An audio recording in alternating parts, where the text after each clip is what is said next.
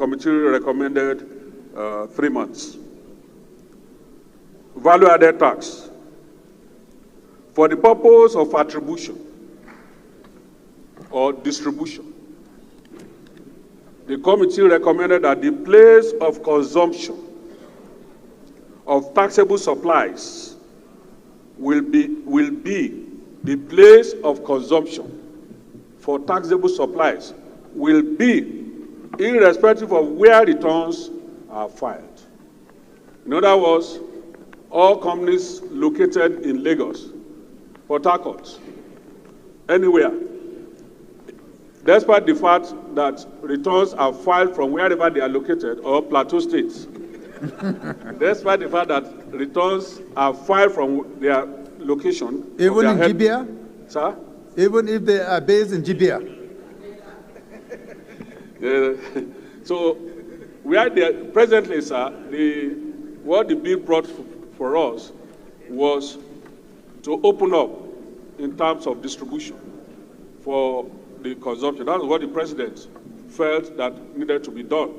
And in his proposal, the president requested that the place of consumption should be the point of derivation of the VAT. So now we have agreed that irrespective, the clause we added is irrespective of where the returns is filed. And it's there, we have the interpretation clauses, they are all there.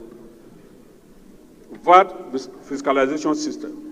The committee included the need for further regulations by the service to get effect to the relatively new provisions of introducing a fiscalization system. Mr. Chairman, sir, the present system where companies file returns without federal revenue actually knowing whether they made that money. We want to deviate. This bill is proposing that we deviate from it. For example, Mr. Chairman, most of our supermarkets that take VAT on behalf of government, they don't remit. And when they want to remit maybe 30%. So the Federal Revenue did a practical example by going to a particular company, which I will not mention the name, and introduced their system into their own system. And they discovered that the company was actually remitting like 1/10 of what they ought to have been remitting. So we believe that if this is introduced by FRS to all commercial entities, Nigeria will start to benefit. Mr. Chairman, sir, we added in the bill before you that all companies must give access.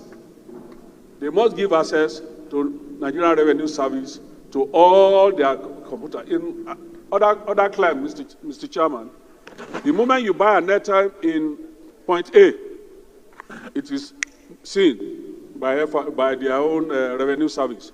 But here, you buy airtime in point A or point B, or even closer to the office of FRS, they don't get to know because the law does not allow them. Now we are giving them the power, if you approve, for this. So the era of underpayment, under remittance will be over, and it will lead to more revenue for Nigeria. Information to be delivered by bankers and others. An amendment was introduced to allay the concerns of taxpayers in respect of the proposed information to be provided by banks by including the language for the purpose of tax to ensure that the information is not used for the purposes other than that of which it was intended. Similarly, the qualifying threshold for reportable transactions has been increased from 25 million to 50 million. The bill came with every transaction of 25 million must be reported by the bank. The returns must be filed to Revenue Service, and we believe that it will be too cumbersome. Apart from that, so many of our local businessmen are doing more than 25 million. And so, is it that every time they have to file their returns? So we increase the threshold to 50 million, for individuals, and from 100 million to 250 million in the case of corporate entities. Accreditation of tax agents. The committee has proposed the deletion of subsection 5, which implies that tax agents may be accredited by the service notwithstanding the qualification, experience, and certification of such persons. This addresses the concerns around the possibility of unqualified persons being accredited as agents. Currency of assessments and payments. Amendments made to this section ensure that tax is assessed in the currency of transaction and any liability is paid in the same currency. There were proposals that if you are assessed in US dollar, you should pay Naira as your tax. We said no. If the assessment is in US or Euro or any currency, or Shen or whatever the currencies are, you pay in that currency. And this, we believe, will assist us in our revenue. Power to distrain.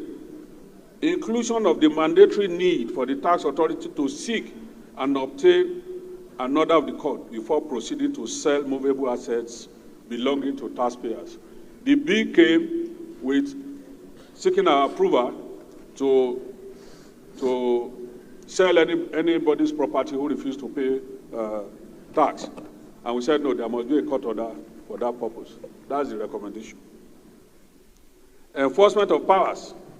A new subsection has been proposed by the committee to provide for the taxpayer's obligation to provide password, access codes, and any such relevant details to access electronically stored information. This is deemed particularly important in view of the phasing out of manual storage of records and the increased volume of taxpayers' information stored electronically in computers and on the cloud. Power of the president or governor to remit taxes. Inclusion of the need to obtain the approval of National Assembly and States House of Assembly for federal and state taxes, respectively, where the president or governor intends to remit. We argue on this, but we felt, let us just bring it to the floor, because we felt that there was no need to seek approval of national to remit taxes, but it's there for us. Power of the president to exempt companies from income tax. Inclusion of the need to obtain the approval of National Assembly where the president intends to exempt any person or class of income or profits from tax. In other words, if any company seeks to invest or you want to give tax credit to that person, you need to seek a National Assembly approval so that we don't continue to deplete our revenue and income. President, but yes. The power of the Accountant General to deduct at source. Similar to the above, the Accountant General is required to receive a resolution from the National Assembly in order to deduct any unremitted revenue due from MDAs. Mr. Chairman, sir, from our practice, we discovered that most of our agencies, they make revenue, but they don't remit, they spend the revenue. And unfortunately, they will claim that it is us that give them approval. We don't give such approval. So we are now saying that they must come to the National Assembly. The Accountant General has the power by our resolution to deduct any of such money at source. Distribution of VAT revenue. For VAT purposes, a new basis for the distribution of the 55% and 35% respectively for state and local government allocation has been introduced thus. 50% to be distributed equally, 20% to be distributed based on population, 30% to be distributed based on consumption. Emphasis has also been placed on the actual place of consumption, irrespective of where the returns are filed. As, of course, as provided by stakeholders and our governors and the Governors Forum. Offenses and penalties. The committee has proposed that the interest charge as a fine for contravening the law to be at the prevailing CBN monetary policy rate, rather than the initially proposed 2% above prevailing rates.